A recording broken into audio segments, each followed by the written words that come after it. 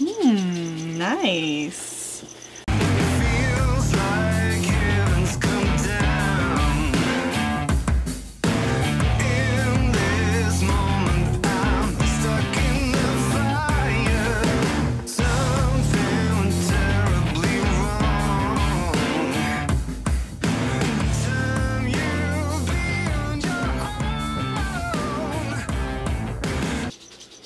Deadly Tarantula Girl coming to you from my private serpentarium. My little buddy wanted to make a special appearance here tonight. He was sick the other night and he's finally starting to feel a little bit better. But anyway, I'm going to be doing a super special surprise unboxing. One of my partners brought me a surprise package, and so I do not even know what's in this box, and I thought you guys might want to open it with me. So let's get to it. This is the box. It looks to be in really good shape. FedEx. So far I'm happy with the packing.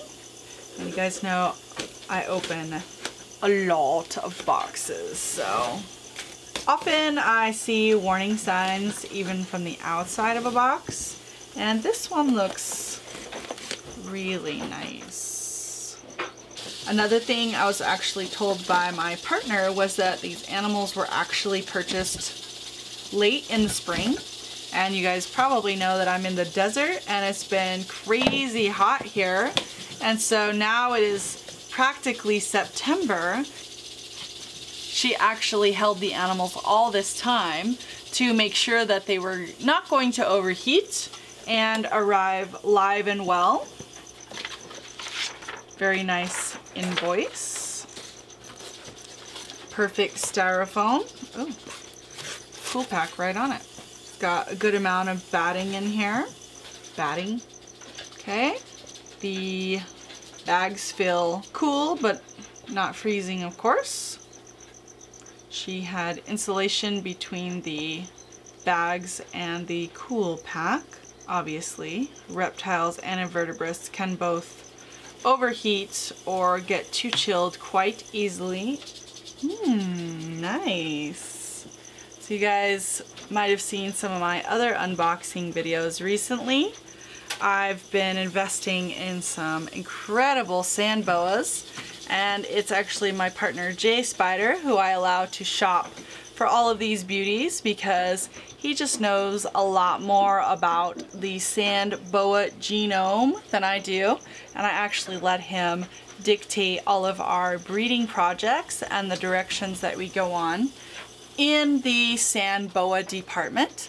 So this appears to be a little boy, and I would say that he is an anuary wide stripe. If you know what a regular sand boa looks like, they're a very neat looking animal, but this one is particularly beautiful. He's probably about 100 grams, which is a very good start. He's got a really nice body weight on them. If you've ever seen sand boas in sand, they kind of remind me of Tremors from that Kevin Bacon movie. I know that some people do keep them on sand, and some people keep them on sandy chips or other substrates like that. They do need to be able to burrow though. If they're just on newspaper or a flat substrate, they will not do very well for you.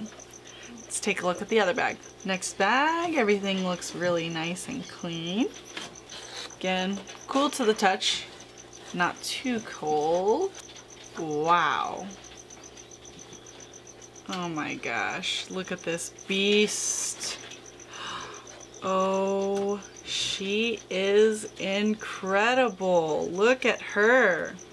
So this is an albino. She has really high contrast markings. She's quite a bit bigger than the little boy. She appears to be about 300 grams. And holy smokes, she is beautiful. So this is a beautiful albino, and I'm actually reading on the invoice that she is also het anuary. So if you know anything about the genetics of albinism and aneurysm, that has to do with reduced coloration in the markings. Both different genes, but they both result in influencing the pattern in lighter and brighter ways. So this is quite the gorgeous pair.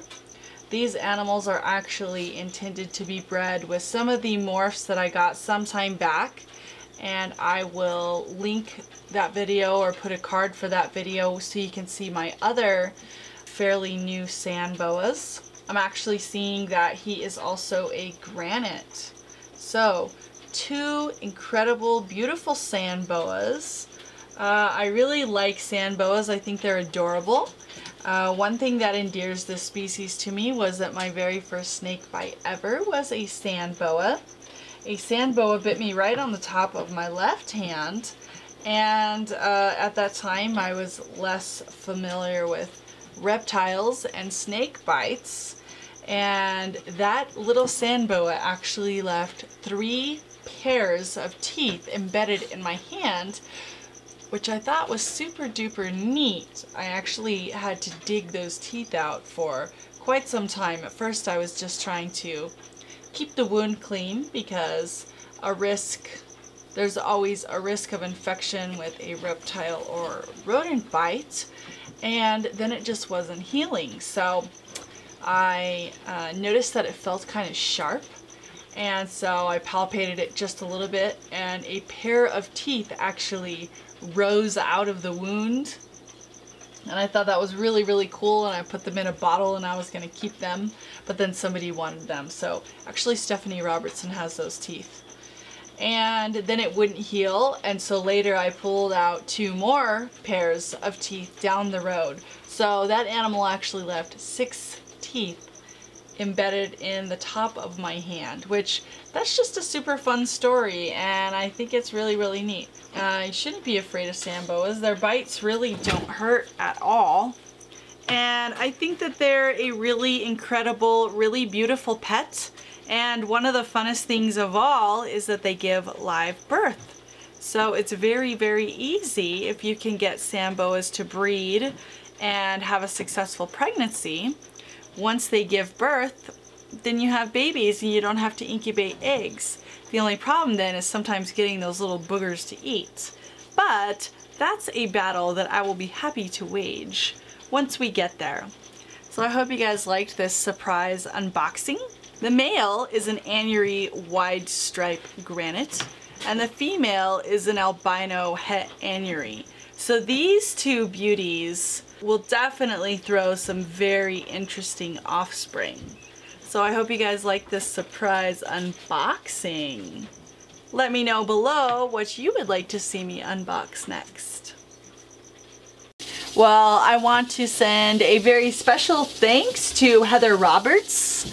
I have to say that her packaging, her customer service, her commitment to her animals, and her business are, I mean, 5 stars is like an understatement. And I'm terrible at drawing stars, so that's more like a 5 asterisk, but I guess from a teacher, that's a compliment. Anyway, I highly recommend Pura Vida Herbs out of Sacramento, California, and Heather, you the bomb. So I hope you guys like this unboxing, and I'll see you guys again next time.